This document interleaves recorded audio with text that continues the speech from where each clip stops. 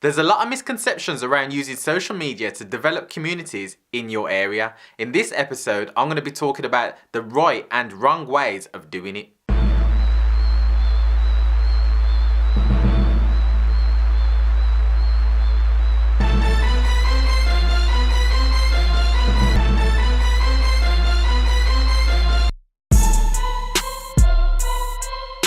Now, as some of you may or may not know, one of my many backgrounds was working within community development. I used to work within areas that would be considered hard to reach areas and help to engage with the community to attract residents that live within a community to come forward with their passions and ideas that they wanted to do within their community. The main things that I used to do was, first of all, get people's attention who live within an area that we are looking to develop. Secondly, we would then find out what is their passion. After we engage with them, what are they passionate about? What do they want to get going within their area?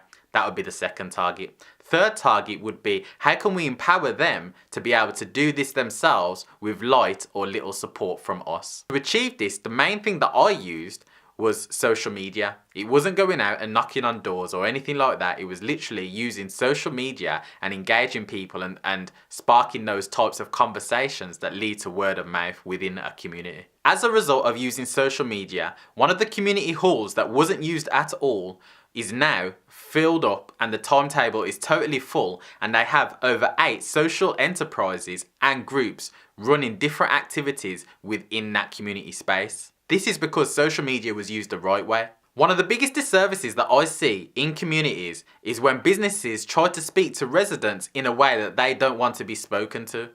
Literally, I will see people on social media posting posters and leaflets and using social media as channels of distribution rather than really trying to engage with the audience and trying to develop the community. Myth number 1. Your primary measurement for success is how many likes and followers you have. Never just go off how many likes you have or how many followers you have to say if you're doing well or if you're not doing well. Someone can have over 200,000 likes on a page but have little engagement. It's all about engagement. The way that you can tell this, look on the average post, scroll down on a newsfeed or on a page or whatever it is, whatever the platform is, and look at how many people are engaging with each post. That's what you need to be looking at. That's what you need to be using to measure. People are not engaging with the content that you're putting out, and you might get 1 or 2 likes, but no one's really commenting or sharing, then really nobody cares. You want to be getting conversations going, especially within a community environment. If people are not talking about what you have to say, then obviously it isn't relevant within the community that you're trying to target. We are in a society where some people like a page, but won't engage with that page ever.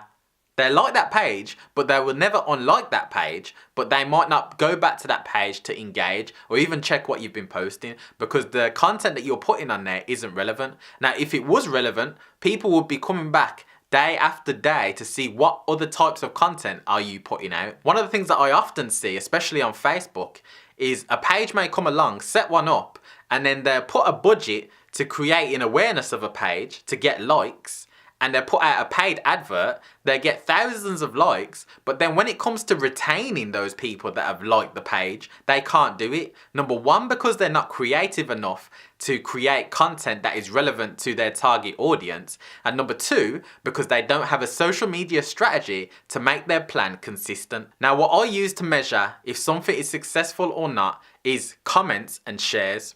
Along with comments and shares, which is very important, I go off how many people actually committed to getting involved with a project or an activity. So it isn't just about people staying online and just hitting a button. It's about what type of content move people enough to actually want to get involved and meet up in person.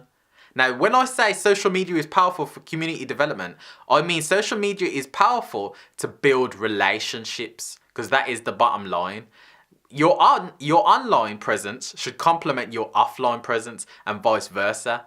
So you need to be creating social media posts that are going to engage with your community, and then that needs to complement your offline efforts by encouraging people to come forward to actually get involved. Another good way to measure how successful your social media efforts are within your community is to measure how many people got involved with a group or an activity as a direct or indirect result of your social media efforts. So it might be someone has been talking about, oh, have you checked out that page? Have you seen what they're doing in our area? They're talking about X, Y, Z.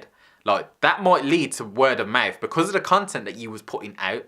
That is how I would measure it. Now, there is different methods on how you can measure that. You can ask people when they come into your services or when they come into a group or whatever it is, how did you hear about us? Myth number 2, build a social media platform and people will just turn up. Another misconception is people thinking that if you build a social media platform about something that you're passionate about, people will automatically come and get involved because it's a good cause.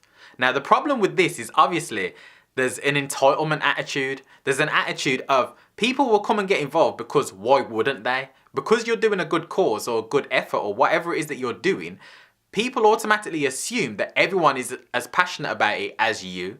They're not. The truth is, in an ideal world, people would be passionate about it, but we're not living in an ideal world. So you need to let them know what is in it for them.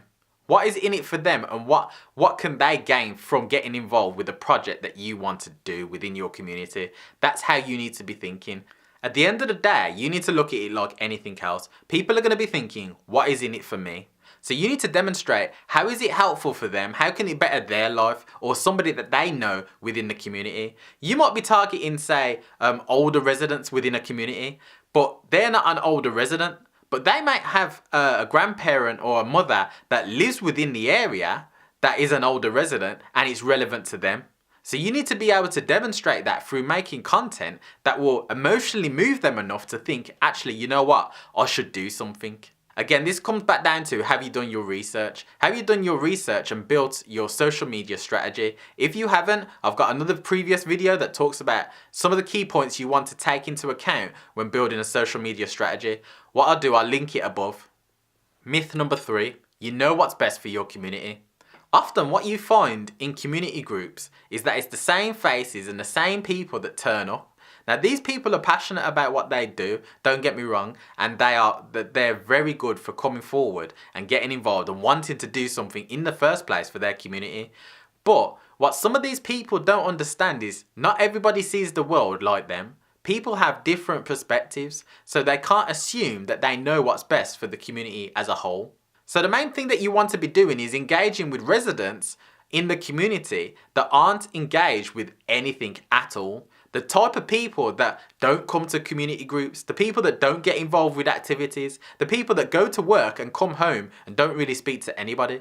Like, those are the type of people that you need to be engaging with, because there's more of them than there are people that do want to do stuff within the community. And if you really want to get people together and bring people out into the community, you've got to reach those hard to reach people.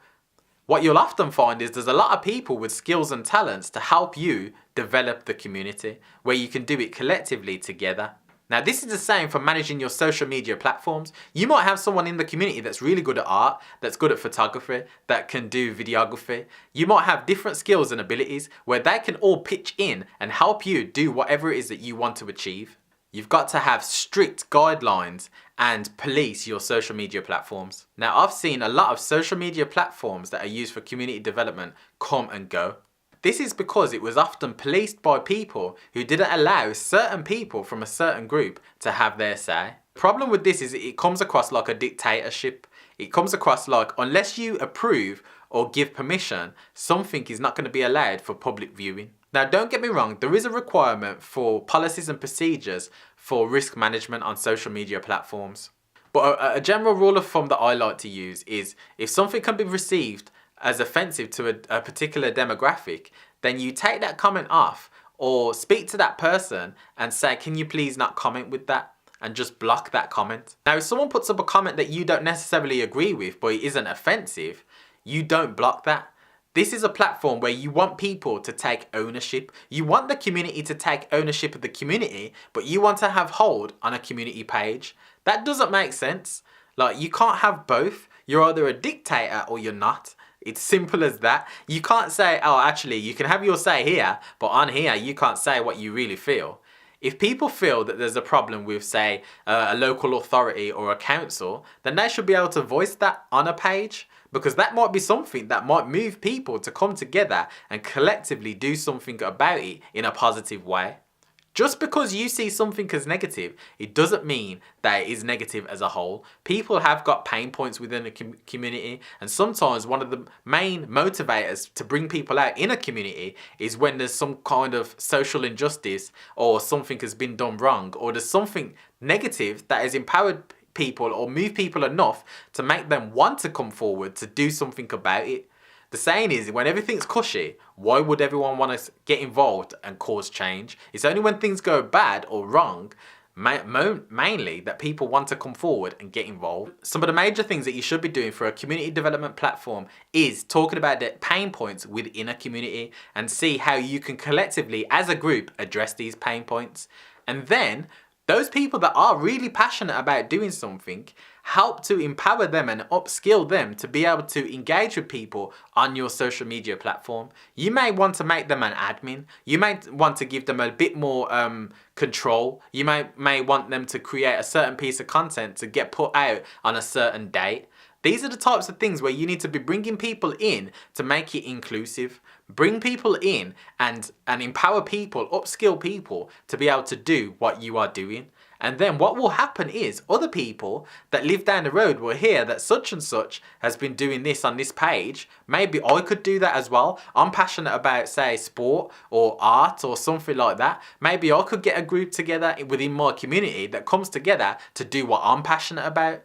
The key is not to go out to a community and say, we need to do this, we need to do that. The key is to find people that are passionate about something and then help them to reach others that are passionate about a similar or the same cause and bring them together. It's that time of the show where I'll give a shout out to my sponsor, Agora Pulse, my social media management tool of choice. Question of the day: are you active in your community? Let me know in the comments below.